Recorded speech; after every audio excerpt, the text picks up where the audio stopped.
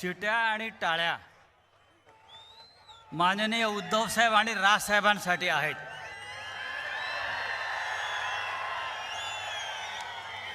ही एक ऐतिहासिक सभा आहे आणि या सभेमध्ये मशाली पेटलेल्या आहेत. इंजिन पुढे निघालेलं आहे आणि त्या इंजिनाला आणि मशालीला ऊर्जा देण्याचं काम जर कोण करत असेल तर या मैदानात जमलेली लाखो असे मराठी बांधव, शिवसैनिक आणि मनसैनिक अत्यंत अभिमान बाळगावा अशी ही सभा आहे. माननीय उद्धव आणि राज ठाकरे यांनी आपल्या पहिल्या संयुक्त सभेसाठी नाशिकची निवड केली. यातच नाशिकचं महत्त्व आपल्याला कळलं असेल. उद्धवजींनी आणि राजसाहेबांनी एकत्र येणं ही फक्त राजकीय घडामोड नाही, तर महाराष्ट्राच्या मनातली आग बाहेर पडण्याचा हा क्षण आहे. ही आग आहे आणि दोन राज आणि उद्धव साहेब एकत्र आल्यामुळे ही आग बाहेर काढण्याची संधी आपल्याला मिळते आहे. हे नाशिक आहे, ही नाशिक क्रांतिकारकांची भूमी आहे. ही नाशिक वीर सावरकरांची भूमी आहे आणि ही नाशिक श्रीरामाची सुद्धा भूमी आहे. पण या नाशिकमध्ये जे प्रश्न आहेत ते संपूर्ण महाराष्ट्राचे प्रश्न आहेत. कुंभनगरी, लवकर जिथे कुंभमेळा होईल आणि या कुंभच्या निमित्तानं जो भ्रष्टाचार या नाशिक शहरामध्ये माजलेला आहे तो या हिंदुत्ववाद्यांना शोभणारा नाही. मला आत्ताच कोणीतरी सांगितलं, कुंभाच्या निमित्तानं 50,000 कोटीची कामं निघाली आहेत राजाभाऊ, 50,000 कोटीची.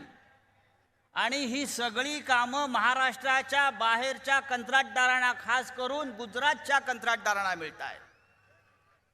मग महाराष्ट्रातल्या आमच्या लोकांनी काय करायचं? नाशिकमधल्या स्थानिक लोकांनी काय करायचं? 50,000 कोटीची कामं गिरीश महाजन नावाचा पालकमंत्री गुजरातच्या ठेकेदारांना देत असेल आणि ही सगळी यादी कोणत्या ठेकेदाराला कोणतं काम द्यायचं हे याची संपूर्ण यादी ही दिल्लीतून आलेली आहे. मला एवढंच सांगायचं आहे की जी आश्वासन या नाशिकच्या बाबतीमध्ये आतापर्यंत आपल्याला मिळालेली आहे ती सगळी फोल ठरली. स्मार्ट सिटी करणार होते नाशिक, स्मार्ट सिटी. 100 जी शहरं काढली स्मार्ट सिटी बनवण्यासाठी त्याच्यामध्ये नाशिक होतं आणि 31 डिसेंबर 2025 पर्यंत या स्मार्ट सिटीचं काम पूर्ण करण्याचा निर्णय झालेला होता. पण आजही नाशिकची अवस्था ही पाटणा आणि लखनौपेक्षा वाईट आहे. जाऊन रस्ते बघा, पाणी पुरवठ्याचे प्रश्न बघा.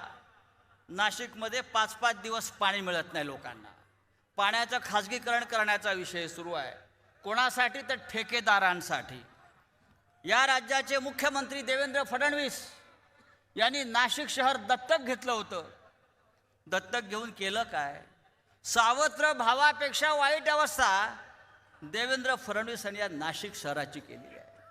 आज नाशिक शहरामध्ये सगळ्यात जास्त का उपलब्ध असेल तर ते अंमली पदार्थ, ड्रग्स. शाळा आणि कॉलेजच्या टपरी बाहेर जाल तिथे तुम्हाला मोठ्या प्रमाणामध्ये विद्यार्थ्यांपर्यंत ड्रग्स पोचवलं जात आहे, अंमली पदार्थ पोचवले जात आहेत. आणि याचा सामना करण्यासाठी शिवसेना आणि महाराष्ट्र नवनिर्माण सेनेनं या नाशिक शहरामध्ये सगळ्यात मोठं आंदोलन उभं केलं होतं. हे मी आपल्याला यासाठी सांगतो, ज्यांच्या हातामध्ये आपण नाशिकची सूत्र गेल्या 10 वर्षापासून दिलेली आहेत त्यांनी नाशिक शहराची पूर्ण सत्यानाश केला, पूर्ण विल्हेवाट लावला.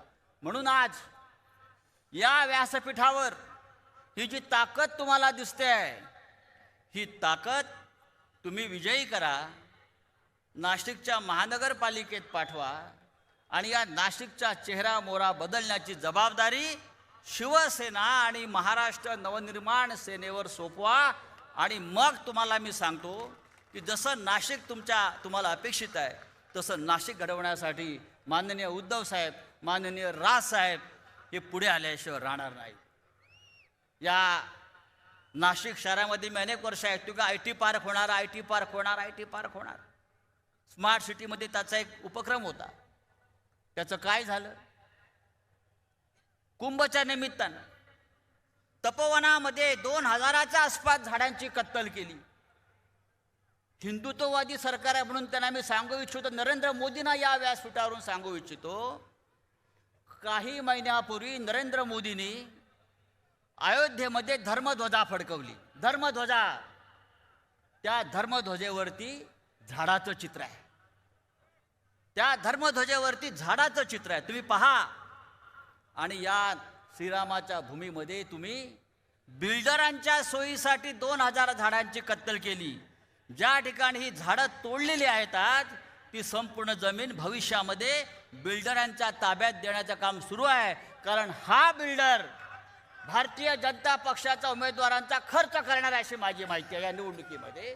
आणि म्हणून या झाडांची कत्तल त्यांच्या सोयीसाठी करण्यात आलेली आहे. त्र्यंबकेश्वरच्या रोडला आपल्या सामान्य मराठी माणसांच्या घरावरती बुलडोझर फिरवला. विकासाच्या नावाखाली, कुंभच्या नावाखाली वर्षानुवर्ष ज्यांचे तिकडे व्यवसाय आहेत, घरं आहेत, त्याच्यावरती बुलडोझर फिरवून हजारो आमच्या मराठी बांधवांना बेघर केलं. अशा प्रकारचा तुघलकी कारभार या नाशिक शहरामध्ये हिंदुत्वाच्या नावानं सुरू आहे. हे सगळं आपल्याला थांबवायचं आहे, हे सगळं आपल्याला रोखायचं आहे. आणि त्यासाठी एकच शक्ती, शिवशक्ती जे व्यासपीठावरती आणि समोर उपस्थित आहे, ही शिवशक्तीच हे सगळं रोखू शकेल. आपल्याला उद्धवजींना, राजसाहेबांना ऐकायचं आहे. मी आपला फार वेळ घेणार नाही, पण या मैदानावर जी शक्ती जमलेली आहे, या शिवशक्तीमध्ये या नाशिकमध्ये परिवर्तन करण्याची संपूर्ण ताकद आहे. मला खात्री आहे की आपण सगळे, उद्धव साहेब, राज साहेब एकत्र आलेले आहेत. हे नाशिकसुद्धा त्यांच्या पाठीशी ठामपणे उभे राहील आणि या नाशिकमध्ये बदल घडवेल, परिवर्तन घडवेल. आणि भ्रष्ट राज्यकर्ते, ज्याने नाशिकची महानगरपालिका लुटली, ज्याने नाशिक शहर लुटलं, ज्याने नाशिकमध्ये भ्रष्टाचाराची वाळवी लावली, त्या सगळ्यांना आपण कायमचं घरी पाठवल्याशिवाय राहणार नाही. इतकंच बोलतो आणि तूर्त थांबतो. जय हिंद, जय महाराष्ट्र.